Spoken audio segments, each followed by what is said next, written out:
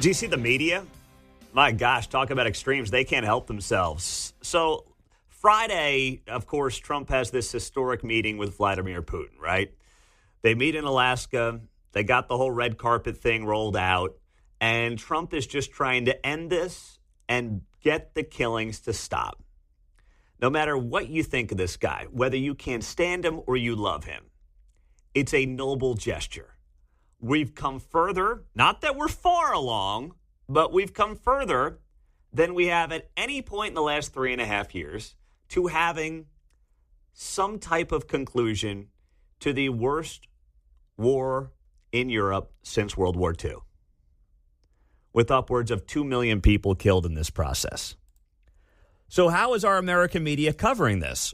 Well, you know and I know that barring Donald Trump coming out with a letter from Putin saying that I will stop the killing, I will end this war, and I will give Ukraine all of its land back. Barring something like that on Friday, they were going to call this thing a failure. They were just going to do it. But I didn't realize how much some of these people were going to embarrass themselves. And I've got a few examples of it right here. Let's start with MSNBC because, of course, right? Fake news. And here is MSNBC going off on the meeting. I'll give you the names of these anchors.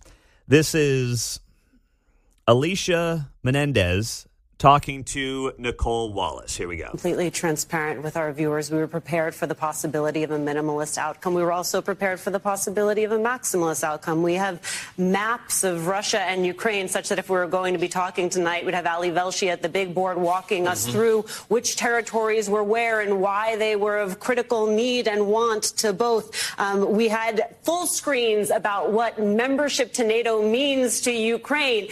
There was so much that could have been discussed tonight, including Donald Trump saying if he is not willing, he being Putin, willing to agree to a ceasefire, then there are going to be consequences. We had lists of tariffs and secondary tariffs pulled up, the possibility of sanctions. It is not clear that any of that was discussed. It is possible we were more prepared for this meeting than he was. Oh, you probably take that to the bank. Yep. The wine moms were more prepared for the meeting than Trump and Marco Rubio and everybody else involved with U.S. foreign policy. You got it. They got them there, John. Oh, man, we don't know what we're talking about, but I'll bet we know more about that than anybody. Yeah. Thank you. Thank you, MSNBC. People who have been basically on the wrong side of everything the last 10 years definitely got it down now, though. They definitely were more prepared than this guy. I mean, even if you don't think it went well, how do you come to that conclusion? Of all the possible conclusions to come to, that's the conclusion? Okay, just be like, hey, we should have gotten more out of this meeting. We were more prepared than he was. Based on what? We don't really know what was discussed, and there's a reason for that, right? Because it's an ongoing negotiation. But the door is at least open. It wasn't open until the last few days, so it's open. Now, let's go to CBS. This was a gem. Did you see the video that went viral? Trump meets Putin on the tarmac in Alaska, right? And as they're walking back after they shake hands, a B-2 bomber flies over the top of Trump and Putin. It was, a major show of American strength that was so well coordinated and so well crafted. For Trump to fly a B-2 bomber over the head of Putin, and, a sign of American strength. You're on our soil. Don't forget what we did with these suckers, a few months ago there in Iran. And don't forget what happened to those people either. That was not a coincidence. Unless he was trying to give Putin the experience at Arrowhead Stadium. That could have been the other reason he was going that route. But it was, fantastic optics. No matter what you think. I retweeted a guy over the weekend who shared that video. And he was, this is actually pretty good. He writes here, I despise Donald Trump, but this flyover is one of the most badass things I've ever seen from a military perspective.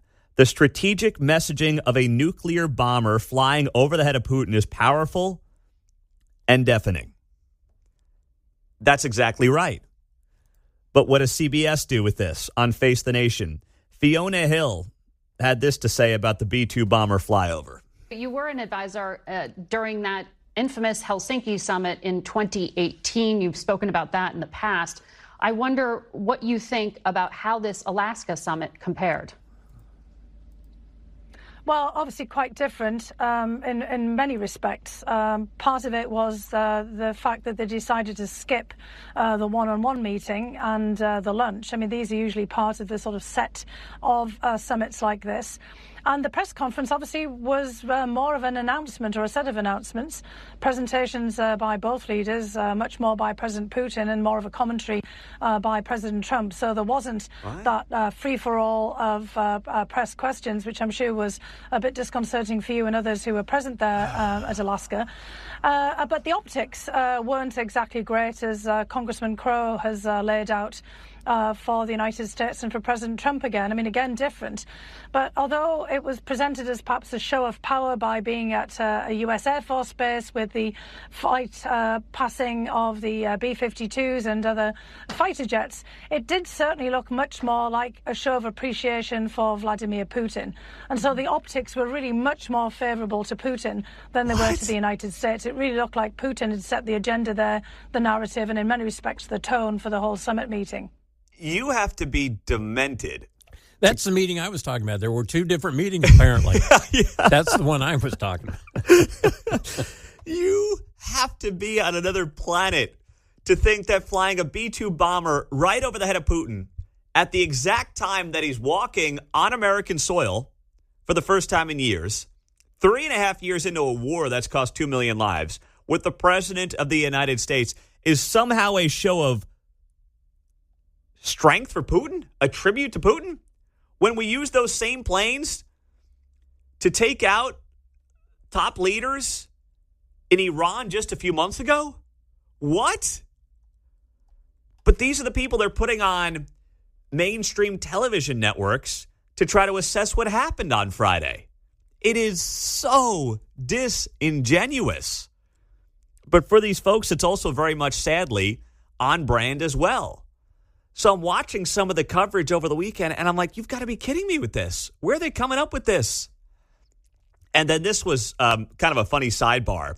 There appears to be some trouble in paradise between CNN anchors Jake Tapper and Anderson Cooper. So take a listen. Jake Tapper's on a hot mic. He's in Alaska over the weekend. Anderson Cooper's back in the CNN studios. And Jake Tapper, you could hear him on the hot mic saying to Anderson Cooper, give me my show back. Let's go back to Jake in Anchorage. Jake? I'm fine. Just give me my show back.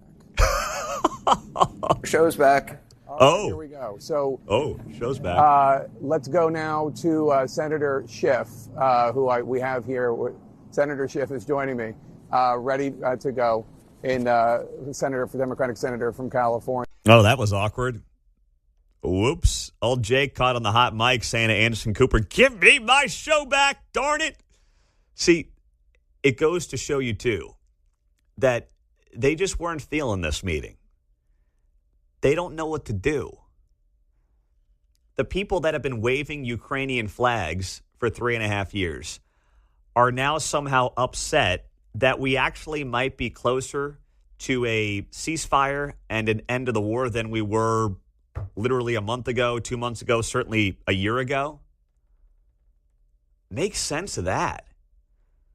The guy was actually saying, we've got to stop the war. We've got to stop the killings.